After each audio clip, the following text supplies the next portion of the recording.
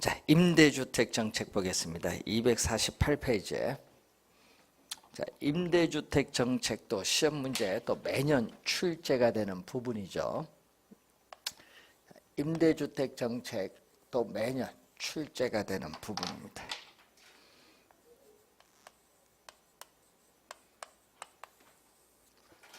자, 이 임대주택 정책을 공부하기 위해서 먼저 가격 통제라는 용어를 하나 배워야 되는데, 이 가격 통제 또는 가격 규제라고 하죠. 자, 가격 통제, 가격 규제인데, 가격은 뭐 프라이스고 통제는 컨트롤, 영어 단어를 번역을 한 겁니다. 그래서 정부가 이 특수한 목적이 있거든요. 이 정부가 어떤 특수한 목적이 있는데, 이 특수한 목적을 우리가 달성하는 거죠.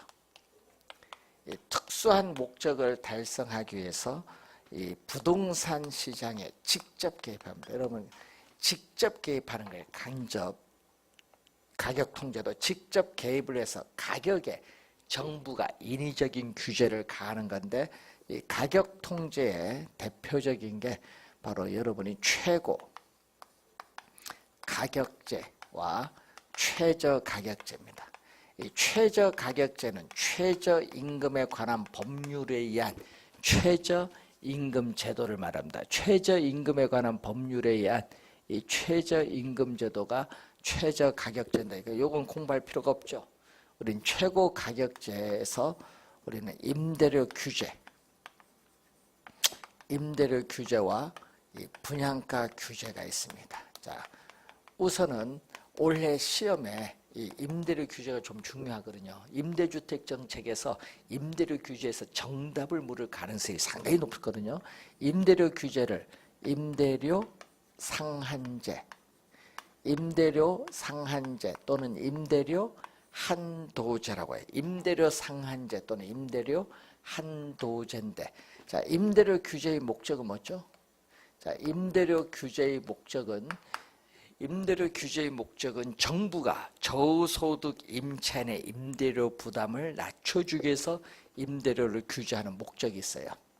자, 그러면 여러분 교재 보면 임대료 규제에서 단기에는 하여튼 공급은 고정돼 있어요. 자, 단기에는 임대주택 공급량이 고정돼 있지만은 장기로 가면은 공급이 변하기 때문에 우상향이 돼요. 자, 그러면은 단기에는 임대차 계약 기간 동안에는 임차인이 이동을 못해요. 그래서 이동을 못하니까 수요 곡선의 기울기가 급한 비탄력적이에요. 이동을 못하니까. 자, 그럼 수요와 공급이 만나는 점에서 우리는 뭐가 된다? 균형이 형성이 되겠죠. 자, 수요와 공급이 만나는 점에 바로 시장에서의 균형 임대료입니다. 자, 이 균형 임대료가 너무 비싸다. 예를 들어서 여러분 시장의 균형 임대료가 50만 원이다. 너무 비싸니까 이 임대료보다 뭐한 수준에서 낮은 수준에서 규제를 하자. 이 규제 임대료 얼마? 30만 원으로 규제하자. 그러면은 25만 원 받아도 관계없고요. 29만 원 받아도 관계없어요. 30만 원도 관계없어. 근데 31만 원은 받으면 안 돼요. 그럼 이 빨간 선, 이 규제 임대료가 법이 허용하는 범위 내에서 받을 수 있는 최고의 임대료야. 최고의 가격이고 또 임대료의 상한선, 상한 가격을 말합니다. 자, 최고 가격이면서 상한 가격인데 시험에는요, 최저로 출제를 많이 하고 상한을 뭘로? 하한으로 출제를 많이 하거든요. 그래서 틀린 지문이죠. 주의하고, 공급은 단기에는 이렇게 고정됐어요. 단기에는 임대주택 공급량은 고정됐는데 임대료를 규제하면 이 빨간 규제 임대료 하에서 수요 곡선과 만나는 점이 수요량입니다. 이 규제 임대료 하에서의 수요량이 공급량보다 많다. 자, 여러분 우리 앞에서 볼 때 수요량이 공급량보다 많은 상태를 우리 뭐라고 하죠? 초과 수요라고 하는데, 또 시험에는 초과 공급으로 많이 출제하거든요. 공급이 아니라 초과 수요다. 그래서 단기에는 이만큼의 초과 수요가 발생하고 있어요. 그런데 문제는 이 얼마죠? 요 20만 원, 요 20만 원 차액만큼 임차인은 혜택을 보고 있고 임대인은 손해를 봐요. 임대인은 손해를 보면 공급을 줄여야 되는데 공급량은 단기에 변화가 없거든요. 그래서 단기에 공급의 변화가 없기 때문에 이 단기에 임대료 규제의 효과, 임대료 규제의 효과가 충분히 발휘되고 있다. 단기에는 임대인이 손해를 보면 공급을 줄여야 되는데 공급량은 변화가 없기 때문에 임대료 규제의 효과가 충분히 발휘되고 있다. 왜? 임차인은 20만 원 혜택을 보니까 이 규제의 효과가 우리는 충분히 우리가 발휘되고 있다 이렇게 볼 수 있습니다. 자, 우선은 장기로 가면은 부작용이 나타나거든요. 장기로 가면은 임대료 규제 효과가 나타난 것이 아니라 공급이 변하기 때문에 부작용이 나타나요.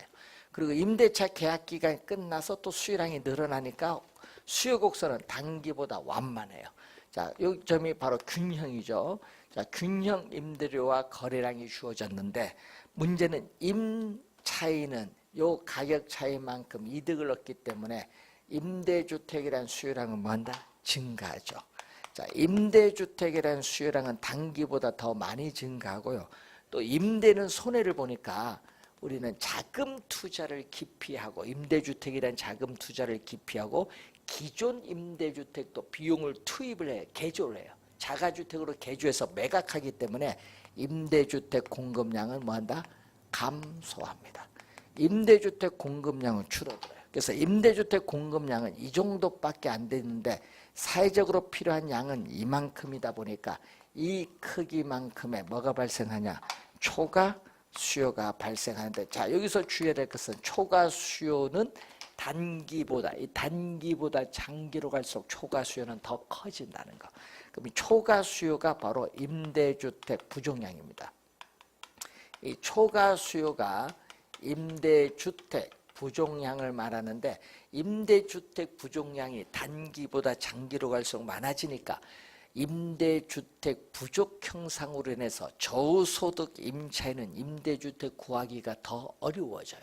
그래서 임대주택난, 저소득층의 임대주택난이 심화가 돼요. 그래서 장기적으로 이러한 초과 수요는 뭐를 형성한다? 초과 수요는 암시장을 형성하죠. 장기적으로 이러한 우리 초과 수요는 암시장을 형성한다는 거죠. 암시장. 자, 암표 사보시면 되죠. 여러분, 이 공급량 수준에서 우리는 수요 곡선과 만나는 점에서 여기까지 기꺼이 지불할 용이겠다. 암시장에서 형성되는 임대료는 균형 임대료보다 더 높아져요. 그 부작용이 생기는 거예요. 그래서 신규 임차인은 암시장에서 높은 임대를 내고 기존 임차인은 규제를 임대를 내기 때문에 요 크기만큼 신규 임차인과 기존 임차인 사이에 장기로 갈수록 소득 분배의 불균형을 심화시켜요. 신규 임차인이 불리한 위치에 놓이게 되고, 자, 그럼 기존 임차인은 규제 임대료만 내고 있는데 다른 지역으로 회사를 발령받으면 다른 지역 이사를 못 가요. 왜? 이사 가면 암시장에서 높은 임대를 내니까 안 돼요. 그러다 보니까 기존 임차인의 주거 이동이 저하되고 그리고 다른 지역으로 출퇴근하는데 교통시간을 더 많이 허비하게 만들고 교통 혼잡에 따르는 사회적 비용을 우리가 증가시키게 된다는 그러한 내용이죠. 자, 그런 의미를 가지고 있다 이렇게 보시면 되겠습니다. 자, 그리고 임대인은 손해를 보기 때문에 임대주택을 유지, 보수하기 위한 비용을 지불하지 않다 보니까 임대주택에 대한 질적 수준은 떨어져 저하되고 임대주택을 둘러싼 주거 환경도 악화돼요. 25회 6회 2년 연속 질적 수준 저하 출제했었죠. 자, 그런 내용을 우선 염두에 두시면 되겠고, 그래서 장기로 가면 이렇게 암시장 임대료, 규제 임대료, 장기는 임대료에 대한 또 이중 가격이 형성이 돼요. 그리고 단기에는 균형 임대료와 요걸 곱한 요 면적이 임대업자의 총수입이에요. 규제를 하기 전에는. 규제를 하면은 이 규제 임대료와 요 거래량 곱한 이 빨간 면적이 총수이기 때문에 규제를 하고 나면은 임대업자의 총수입은 줄어들어요. 그럼 어느 만큼 줄어들죠? 요 노란 부분만큼 줄어드는데 이 노란 부분을 원래는 받아야 되는데 규제를 하면 못 받잖아요. 지금 이 노란 부분이 규제를 하면은 임대인에게서 임차인에게로 소득이 재분배되는 효과가 오고 요 전체 노란 부분이 전부가 누구 임대인에게로 재분배되기 때문에 사회 전체적으로 효율성의 상실은 없어요. 자, 단기일 때, 자, 이것을 확인해 두시면 되겠고, 또 가격 기능이 왜곡되죠. 지금 규제를 하면요, 가격을 인위적으로 규제했잖아요. 여러분, 가격을 인위적으로 규제를 했기 때문에 왜곡은 자원 배분의 비효율성이 나타나요. 그래서 이러한 자원 배분의 비효율성이 나타나는 거죠.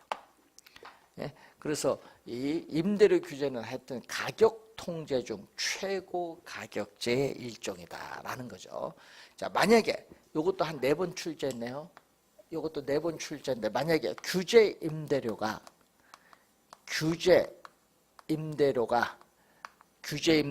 뭐보다 우리는 시장의 균형 임대료보다 높으면 이미 뭐가 발생했다? 이미 균형에 도달되어 있기 때문에 임대주택 시장의 임대료나 수요량이나 공급량에 아무런 영향을 미치지 아니한다. 그럼 시험 문제 뭐 초과 공급 발생한다면 큰일 납니다.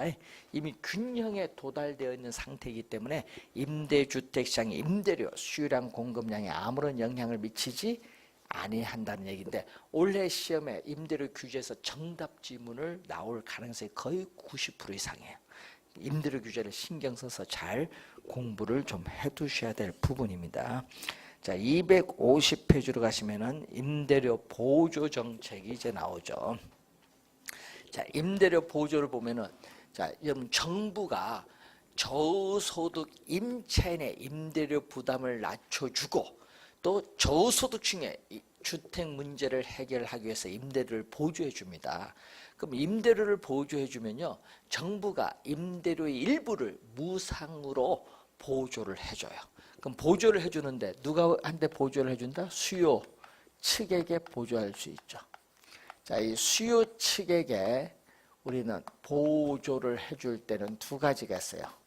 뭐가 있냐면 현금. 여러분 임대료의 일부를 현금으로 보조해 줄 수 있죠.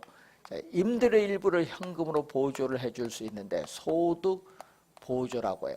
그러면 현금 보조, 현금으로 뭐 30만 원 보조해 줄 수 있잖아요. 그러면 이 현금 보조를 해주면은 현금 주면은 임차인 소득에 현금 30만 원 더 해주면 되잖아요. 현금으로 30만 원 보조해 주면은 임차인의 소득에 30만 원 더 해주면 돼요. 그래서 이 현금 보조해준 금액만큼 저소득 임차인의 뭐가 높아져요? 실질 소득이 더 높아져요. 그럼 실질 소득이 높아지니까 뭐가 나타난다? 임대주택 소비도 보조를 받기 전보다 보조를 받으면 임대주택 소비도 늘어나기 때문에 이전보다 어떻게 돼? 저소득 임차인의 소비 효용이 소비함으로써는 만족 효용이 더 높아져요. 그리고 임대주택 소비만 늘어나는 게 아니죠. 임대주택 이외의 상품, 임대주택 말고 이외의 상품에 있어서의 소비도 일반적으로 증가를 하죠. 예. 자, 현금 보조일 때 그렇습니다. 자, 그리고 이 현금 보조도 있지만 집세 보조가 있어요. 여러분 임대주택 계약을 맺어서 임대주택 들어가서 살 때만 보조를 줘요. 그래서 이 집세 보조를 가격 보조라고 합니다. 자, 집세 보조를 가격 보조인데 집세 보조해준 금액, 자, 집세를 보조해주는 금액, 집세를 보조해주는 금액만큼 어떻게 돼요? 집세를 30만 원 보조해주면 시장 임대료가 50만 원인데 30만 원 보조해주면 20만 원만 내면 돼요. 그래서 집세 보조해준 금액만큼 우리는 임대료는 상대적으로 얼마? 시장 임대료는 변화가 없지만은 집세 보조한 금액을 빼주면 되니까 임대료는 뭐죠? 상대적으로 본인은 상대적으로 하락한 셈이 돼요. 상대적으로 보면 하락한 셈이 돼요. 보조해 준 금액만큼. 그래서 또 임대, 주택, 소비가 늘어나요.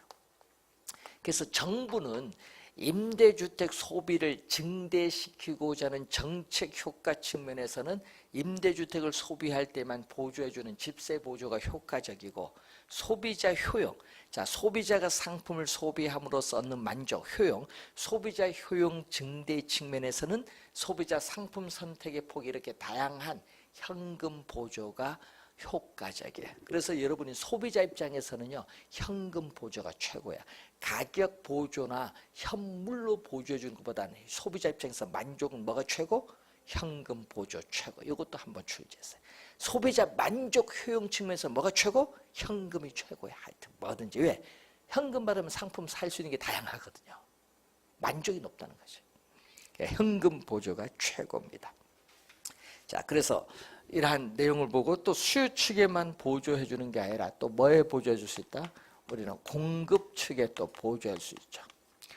공급 측 생산자에게 보조해 줄 수 있는데, 자 주택 도시 기금의 자금을 저렴한 금리로 보조해 주면은 금리 차이에 따라서 이자 부담이 적어지니까 생산비가 하락을 하죠.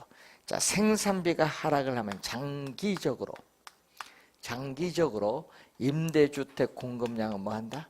증가합니다. 장기적으로 임대주택 공급량은 증가하는데 이것을 우리는 시험에 19회 시험, 21회 시험에 출제했는데 요 감소, 19회 시험에는요 감소로 출제했어. 감소가 아니다 뭐가 된다? 증가가 된다는 그런 내용이죠. 감소가 아니라 증가가 된다는 그런 내용입니다. 그러면 임대주택 공급량이 이전보다 많아지면은 임대료가 하락하면서 장기적으로는 저소득 임차인에게 혜택을 줄 수가 있는 겁니다. 자, 이 내용이 임대료 보조에 관련된 내용인데 우리나라에서는 뭐가 있다? 우리는 2015년 10월 1일부터 실시한 주택 바우처 제도인데 일종의 주거 급여의 성격을 가지고 있죠. 자, 이 바우처는 뭐냐? 바우처는 쿠폰을 주는 거예요. 교환권. 자, 쿠폰, 교환권. 여러분 롯데백화점 상품권 보면 거기에 액수가 위에 적혀 있죠. 그런 쿠폰, 교환권을 주는 겁니다. 그러면 정부는 저소득 임차인에게 뭐를 지급한다? 바우처. 왜 현금을 지급을 하지 않고 바우처를 지급을 하느냐? 다른 용도로 전용되는 것을 방지하기 위해서 바우처를 지급하거든요. 그럼 임대인은 임대료를 지불하죠.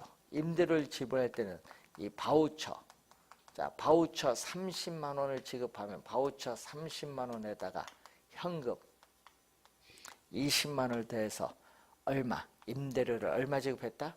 50만 원을 누구에게? 임대인에게 지불을 했어요.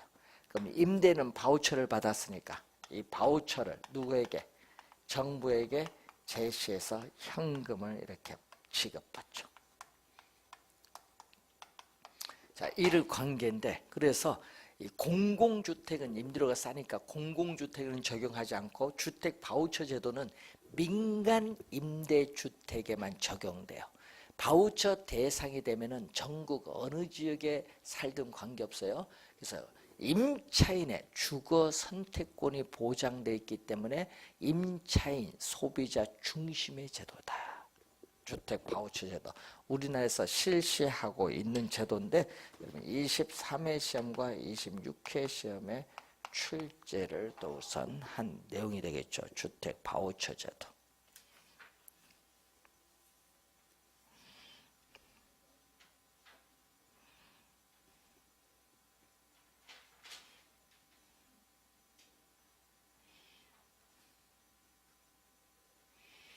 자, 관련해서 공공주택 정책 253페이지로 갑니다. 자, 이것도 이제 시험에 우리가 많이 출제가 또 되고 있는 부분이 되겠죠. 자, 자, 공공주택 정책. 자, 우선 공공주택은 유럽에서는 사회주택, 호주에서는 정부주택이라고 하는데, 이 공공주택 공급을 하면은 이 공공주택에서의 임대료를 우리는 민간 임대주택에서의 시장 임대료보다 훨씬 저렴하게 해서 공급해야 돼. 민간 임대주택 시장 임대료가 50만 원이면 공공주택은 15만 원 저렴하게 해서 공급해야 돼. 그래서 이 임대료의 차액만큼, 이 35만 원만큼, 이 차액만큼 정부로부터 임대료를 보조받는 것과 똑같은 효과를 주기 때문에 우리나라는 임대료 보조보다는 지금까지 공공주택 정책을 주로 사용해 왔습니다. 자, 그러면 공공주택을 공급을 하면요, 그 공공주택에 들어가서 살아야 되기 때문에 어떻게 돼요? 임차인의 주거 선택권의 제한을 가져와요. 그 지역에 살아야 되니까.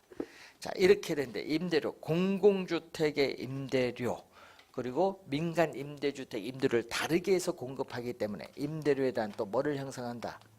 임대료에 대한 이중 가격을 형성하면서 공공주택을 공급하고, 공공주택은 이 생산자 보조 방식으로 또 공급을 하고 있다. 생산자 보조 방식으로 공급을 하는 건데, 그러면은 이 민간 임대 주택 시장에 살고 있는 저소득층 가구는 임대료가 싼 공공주택이 공급되는 지역으로 이동을 해가는 거예요. 자, 그런데 이 차액만큼 시험 문제는 또 요 두 개를 좀 많이 출제하거든요. 25회 시험에도 출제했고 15회 시험에도, 여기서 25회, 15회 시험에도 출제를 했잖아요. 그래서 이 차액만큼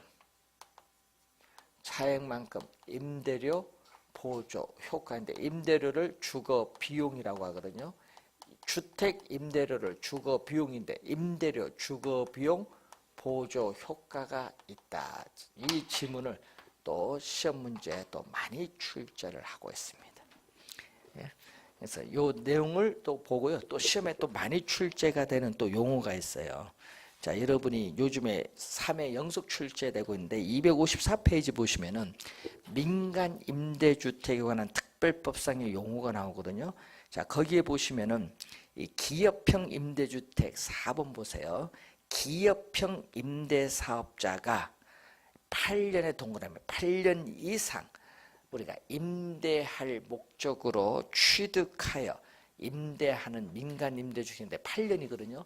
요거 2년 전에는요 10년이었거든요. 근데 작년에 법이 개정되면서 8년인데 2년 전에 10년 한번 냈고요. 또 작년에 8년 냈어요. 바뀌어서 바로 냈는데 작년 정답 지문이었습니다. 8년입니다. 자, 그리고 5번 중공공 임대주택은 2번은 일반형 기업형이 아닙니다. 일반형 임대사업자가 이것도 8년의 동그라미 8년 이상 임대할 목적으로 취득하여 임대하는 민간 임대주택인데 작년 시험 정답 지문이었죠. 10년을 8년으로 8년입니다. 10년이 아닙니다.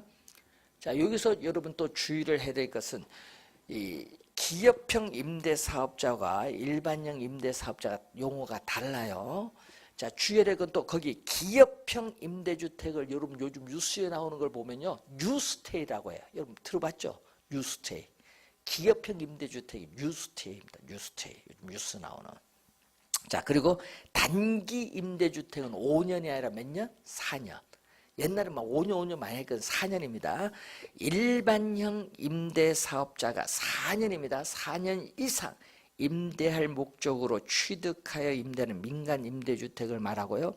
자, 8번에 기업형 임대사업자 보면 8년 이상 임대할 목적으로 100호의 밑줄, 100호 이상으로서 대통령령으로 정하는 우리가 호수 이상의 민간 임대주택을 취득하였거나 취득하려는 임대사업자를 말하고, 일반형 임대사업자는 기업형 임대사업자가 아닌 임대사업자로서 1호의 밑줄, 1호 이상의 민간 임대주택을 취득하였거나 취득하려는 임대사업자를 말합니다.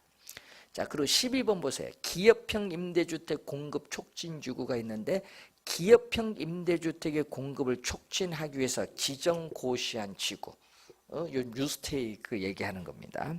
자, 공공주택 특별법 갑니다. 자, 영구 임대주택 또 많이 들어봤습니다.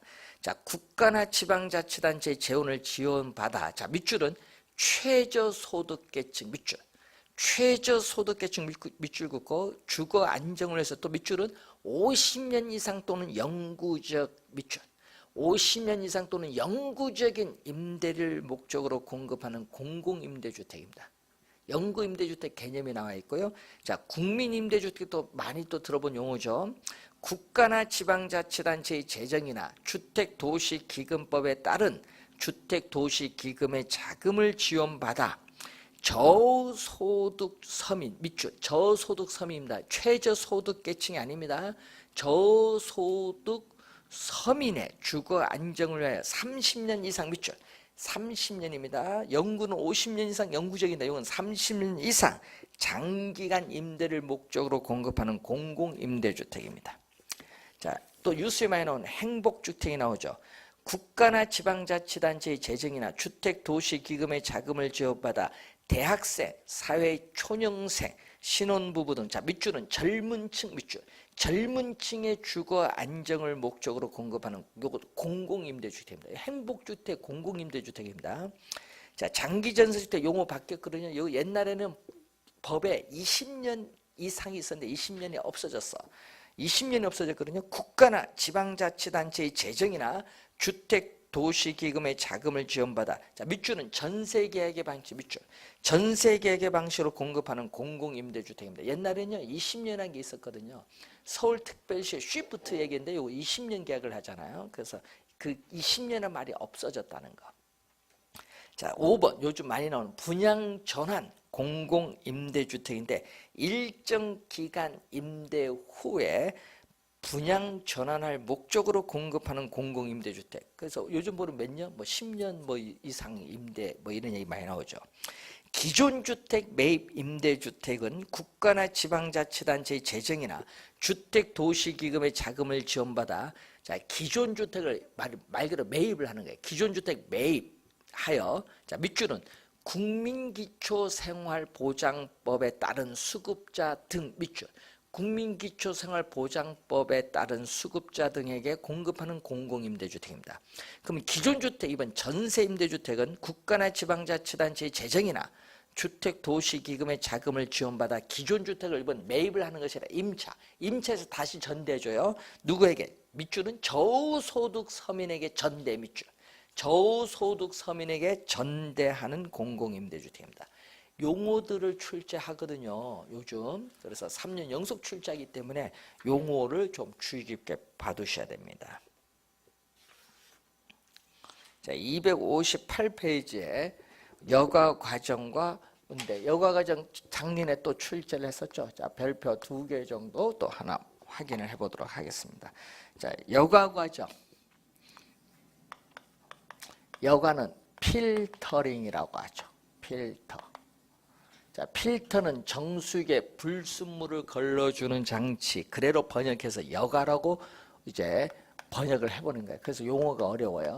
여가 과정은 주택의 순환. 주택은 토지 위에 고정되어 이동할 수 없는데 순환이라는 것은 주택에 살고 있는 사람이 이사를 왔다 갔다 하는 겁니다. 주택의 순환 형사. 그럼 주택에 살고 있는 사람이 이사를 왔다 갔다 하려면 빈집이 있어야 돼요. 빈집을 우리는 전문용어로 공가라고 해요. 공가가 빈집. 공가가 연쇄적으로 나타나야 순환이 이루어져요. 자, 그러면 여가 과정은 크게 이 상향 여가와 이 하향 여가로 나눠볼 수 있는데 이때 이 상향 여가를 볼까요? 자, 이 상향 여가는 얘기죠. 일정 수준 이하의 그러면 저소득층이 거주하는 일정 수준 이하의 주택을 저급 또는 저가주택이라고 하는데 이 저급 저가주택을 뭐하냐? 수선, 비용을 투입을 해서 수선 또는 재개발해서 고소득층, 상위 소득계층의 사용용으로 바뀌는 것을 상향여가라고 해요. 자, 우선 개념은 또 21회 시험에 개념이 한번 출제했고, 또 상향여가 또 요걸 많이 출제죠. 거기 보면은 주택의 상향여가는 소득의 증가 등으로 인해서 저가주택에 대한 수요가 감소되었을 때 나타나는데, 감소의 동그라미. 감소가 중요하죠. 감소가 중요한데 시험에 이것을 증가로 3번 출제했어요. 증가가 아니라 뭐다? 저가주택에 대한 수요가 감소되었을 때 나타난 정답 지문 15회, 15-1회, 23회 시험에 3번 정답으로 물었어요. 감소인데 뭘로 출제했다는 거야? 증가로 3번 출제했어요. 자, 하향 여가를 보면은, 자, 고소득층이 사용하는 일정 수준 이상의 주택인 고급, 고가주택이 시간이 경과함에 따라 물리적으로 쇠락을 해서 더 이상 고급 주택의 기능을 제공해 주지 못하면은 저소득층의 사용으로 넘어오는 것을 우리는 하향 여가인데, 일반적으로 여가 과정이라면은 하향 여가가 일반적인 형상이기 때문에 하향 여가를 능동적인 순환이라고 하는데, 여기서 주의해야 될 것은 우리가 이 여가 과정은 시간이 경과함에 따라 주택의 질적인 변화와 고소득층 가구, 저소득층 가구의 이동 관계를 설명하는 이론을 얘기합니다. 자, 여가 과정이 나오면 주거분리라는 용어가 있거든요. 자, 도시 내에서 고소득층 주거지역과 저소득층 주거지역이 서로 분리되는 형상을 주거분리 형상이라고 하죠. 주거분리 형상. 자, 그러면 이러한 주거분리 형상은 도시 전체적인 측면에서뿐만 아니라 지리적으로 가까운 근린지역에서도 발생합니다. 그래서 정의 외부 효과로 인해서 발생하는 편익은 추구를 하려 하고, 마이너스 외부 효과로 발생하는 피해는 피하고자 하는 동기에서 주거 분리 형상이 나타나요. 그러면은 이러한 주거 분리 형상에서 저급, 여러분 저소득층이 거주하는 이 저급 주택 지역에서는 주거 환경이 안 좋거든요. 그래서 뭐죠? 마이너스 부의 외부 효과가 나타나고 있습니다. 그러면 이 저급 주택 지역, 저소득층 주거 지역에서 수선비와 수선 후에 같이 상승분을 비교했더니 어디가 더 커요? 마이너스 외부 효과로 수선 후에 가치 상승분은 거의 없죠. 수선비가 많이 드니까 비용을 투입을 해서 수선을 하지 않기 때문에 저급 주택 지역은 계속 뭘로 남아요?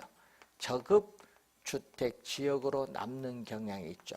자, 그러면 고급 주택 지역은 어떻게 돼요? 고급 주택 지역, 고소득층 주거 지역은 여기는 뭐죠? 정 플러스의 외부 효과가 발생하고 있죠. 양호한 주거 환경이 나타나는데, 그럼 고급 주택 지역에서 수선비와 수선 후에 같이 상승분을 비교했더니 어디가 커요? 수선비보다는 수선 후에 같이 상승분이 크죠.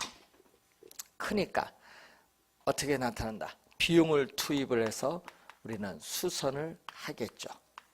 수선을 하니까 고급 주택 지역은 계속 고급 주택 지역으로 남죠. 그래서 저급 주택 지역은 계속 저급 주택 지역으로 남는 경향이 나타나고, 고급 주택 지역은 계속 고급 주택 지역으로 남는 경향이 나타나기 때문에 도시 내에서 저소득층 주거지역과 고소득층 주거지역이 분리되는 형상인 주거분리 형상이 나타나죠. 자, 이런 경우 이제 보면은 2번은 수선비보다 수선 후에 가치 상승분이 크다. 자, 수선 후에 가치 상승분이 크면은 두 가지 형상이 나타나죠. 비용을 투입을 해서 수선을 할 수 있고 수선을 하지 않을 수도 있는데, 수선을 하게 되면 뭐가 나타나죠? 수선을 하게 되면 상향, 여러분 저급 주택을 수선 또는 재개발되면 무슨 과정? 상향, 여과에 있어서의 과정을 통해서 저급주택 지역은 뭘로? 고급주택 지역으로 변할 수 있어요. 그런데 수선을 하지 못하면 우리는 계속 저급주택 지역은 저급주택 지역으로 남죠. 그럼 수선 못하는 이유가 뭐예요? 수선 못하는 이유는 저급주택 지역에 살고 있는 주민들의 소득이 낮기 때문에 수선을 하고 싶어도 못한다는 내용이죠. 자, 고급주택 지역에서는 수선 후에 가치 상승분보다 수선 비용이 더 크다. 그러면 고소득층은 주거 환경이 좋은 다른 지역으로 이사가고 이 지역에는 저소득층 가구가 이렇게 들어오겠죠. 들어온 거죠. 그래서 수선을 하지 않고 뭐가 들어온다? 하향여가. 고소득층이 사용하는 고급주택이 저소득층에 넘어가는 게 하향여가죠. 이 하향여가에 따르는 침입. 자, 시험에 이 하향여가를 우리는 19회 시험에는 뭘로 출제했다? 상향여가로 출제했죠. 정답 지문이었습니다. 그때 당시. 침입은 이렇게 어떤 지역에 새로운 요소가 들어오는 걸 침입이죠. 하향여가에 대한 침입이 나타나는 거예요. 이렇게 계속 들어오거든요. 계속 이렇게 오면은 점점 이 지역은 뭘로 바뀌어? 저급주택 지역으로 바뀌죠. 이제 시간이 경과함에 따라 고급주택 지역은 점점 저급주택 지역으로 변화를 하는데 이 형상을 우리는 천이 또는 계승이죠. 그래서 인근 지역의 여가 과정에는 침입과 계승의 논리가 적용되고 있습니다. 침입과 계승의 논리가 적용되고 있다. 자, 그러면은 이 관련해서 이런 용어를 이제 보는데, 문제는 우리가 저소득층 가구는 될 수 있는 대로 고소득층 주거지역 가까이 위치하여 입지하기를 선호하는데, 그럼 고급주택 가까이는 저급주택 지역은 양호한 주거 환경을 누리기 때문에 뭐가 할증이 되어 거래가 이루어지고, 이 저급주택 지역 가까이는 고급주택은 양호하지 못한 주거 환경으로 인해서 건축비에도 어떻게 돼요? 미치지 못해요, 가격이. 그래서 여기는 뭐가 이루어진다? 할인이 되어서 이루어진다. 이 지문 할인, 할증 두 번 출제인데 작년은 요걸 할증, 요거는 뭘로?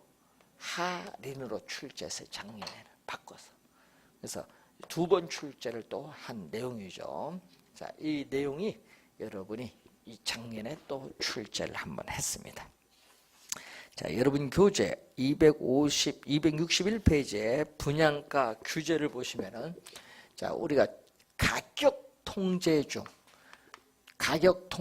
최고 가격제의 또 일종인 분양가 규제, 분양가 상한제, 또 작년에 출제를 또 했었죠.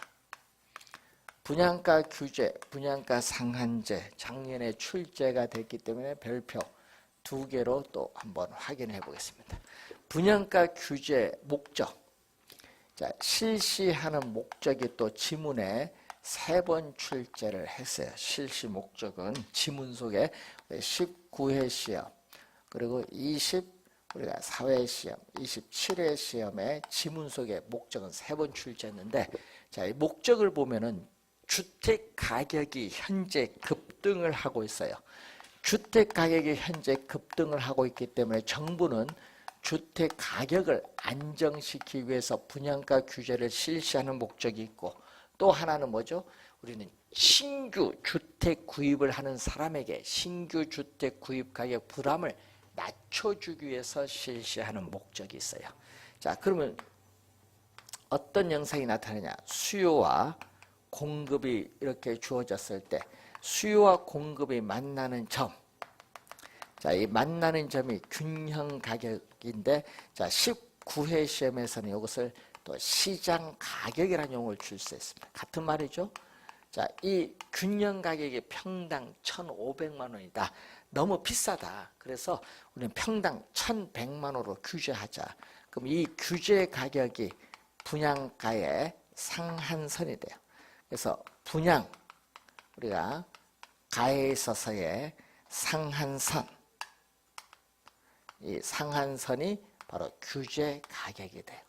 그럼 이 규제 가격이 법이 허용하는 범위 내에서 받을 수 있는 최고의 가격이면서 분양가의 상한선이기 때문에 상한 가격입니다. 그러니까 지금 최고 가격인데 최저 가격도 아니고 우리는 하한 가격도 아니다. 자, 문제는 최저 가격도 아니고 하한 가격도 아니라는 거. 그래서 최고 가격, 상한 가격 염두에 두시고, 그럼 이 가격 차이만큼 아파트를 분양받은 사람은 시세 차익, 전매 차익을 누릴 수 있기 때문에 아파트를 분양받고자 하는 사람의 수요량은 증가하고, 건설업체는 또 이 가격 차이만큼 손해를 보는데 단기는 공급은 변화가 없거든요. 단기는 공급이 변화가 없는데 장기적으로 신규 주택 공급량은 줄어들어요. 장기적으로 신규 주택 공급량은 감소해요. 그럼 공급은 이 정도밖에 안 되는데 사회적으로 필요한 양은 이만큼이다 보니까 이 크기만큼의 또 뭐가 발생한다? 장기적으로 뭐가 발생해요? 이 크기만큼의 초과 수요가 발생하는데, 이러한 초과 수요는 결국은 아파트에 대한 이 투기적인 수요를 유발해요. 그래서 장기적으로는 또 암시장이 형성이 돼요. 장기적으로는 또 이렇게 암시장이 형성돼요. 그럼 이 공급량 수준에서 우리는 어떻게 돼요? 수요 곡선과 만나는 점, 이 점이 우리는 암시장에서 형성되는 가장 높은 임대료입니다. 암시장에서 형성되는 가장 높은 임대료예요. 그러면은 시장의 균형 가격보다 높기 때문에 장기적으로는 또 부작용이 나타나죠. 그래서 이 가격 차이만큼 뭐가 발생한다? 우리는 프리미엄이 발생한다. 프리미엄이란 건 P다. P 얼마냐 이거지, P. 그래서 이 프리미엄이 우리가 발생하고 있다, 이렇게 보시면 되는데, 그래서 암시장에서 프리미엄이 발생을 하고 있으니까 이 프리미엄이 클수록 우리는 암시장에서 아파트에 대한 분양권에 대한 불법적인 전매, 음성적인 거래인 불법적인 전매가 나타날 수 있어요. 예? 프리미엄이 클수록. P 얼마 얘기 많이 하거든요. 예? 자, 그런데 문제는 또 가격 기능이 왜곡되거든요. 가격을 규제했으니까 가격 기능의 왜곡으로 인해서 자원 배분의 비효율성이 나타나고, 또 장기적으로는 암시장 가격, 규제 가격, 또 아파트에 대한 또 가격에 대한 또 뭐가 형성된다? 이중 가격이 또 형성이 돼요. 자, 이런 형상이 나타나는데 만약에 규제 가격 없앤다. 규제 가격 없으면 분양 가격이 올라요. 그럼 건설업체는 수익성이 높아지니까 공급량을 증가시키고, 또 가격이 오르니까 수요량은 줄어들죠. 투기적 수요가 감소해요. 분양 가격, 요 규제 가격 없애는 걸 분양가 자율로 합니다. 근데 자율로는 출제를 안 해요. 그럼 출제를 하면 우리 뭐죠? 분양가 규제를 출제하는데, 그래서 최근에 보면 13회 시험, 18회, 19회, 24회, 또 작년 27회 시험에 또 출제했죠. 이런 공법의 주택법 보면요, 분양가 상한제 적용주택 이걸 출제했어요. 정답으로 작년에. 그래서 용어 좀 기억을 해두셔야 될 필요가 있습니다. 자, 263페이지 보시면은 선분양, 후분양 제도가 있는데, 자, 여러분들 우리나라는 선분양, 후분양을 다 하고 있어요. 다 하고 있는데 선분양은 요즘 많이 분양 받으신 거죠. 아파트를 착공하기 전에 미리 분양을 받아요. 그럼 분양계약서를 작성하면 건설업체는 그 분양계약서를 금융기관에 제출해서 집단대출, 여러분 명의로 집단대출을 받아서 그걸 가지고 건설자금 조달해요. 그래서 건설업체의 건설자금 조달이 용이하기 때문에 선분양은 누구 중심? 공급자 중심의 분양제도. 공급자 중심의 분양제도가 돼요. 그럼 선분양 받으면은 어떻게 돼? 입주 시에 아파트 가격이 오르면 그 이익은 아파트 분양 받은 사람이 귀소. 또 분양 가격이 입주 시에 아파트 가격이 떨어지면, 분양 가격 밑으로 떨어지면 그 손해도 아파트 분양 받는 사람이 책임. 그런데 선분양 받으면 문제가 있죠. 우선 부실 공사를 초래할 수도 있고 주택 품질이 저하돼요. 그리고 건설업체가 부도나면은 새로운 건설업체를 선정해서 공사를 해야 되기 때문에 입주가 지연될 수 있는 문제점이 있어요. 자, 그런데 후분양은 아파트를 완공한 이후에 분양받아요. 그럼 완공된 아파트를 비교하면서 분양받기 때문에 소비자의 상품 선택의 폭이 다양해요. 그렇기 때문에 이건 누구 중심? 소비자 중심의 분양제도. 그런데 문제는 부실공사를 하면 분양을 안 받으니까 건설업체의 아파트 품질이 어떻게 돼요? 개선, 향상이 돼요. 그리고 건설업체가 아파트 건설 자금 조달이 곤란하다는 단점이 있고요. 또 건설 기간 중에 건축비 상승을 아파트 분양 시에 분양 가격에 다 반영돼서 소비자에게 전가할 수 있는 문제점도 있어요. 그래서 작년에는 27회 시험에는요, 여기서 뭐를 출제했냐? 장단점이 지문으로 한번 출제를 했어요. 자, 이러한 내용을 보는데, 그래서 여러분이 관련해서 우리가 264페이지 중간 부분까지 했습니다. 잠시 쉬고 조세 정책 들어가겠습니다.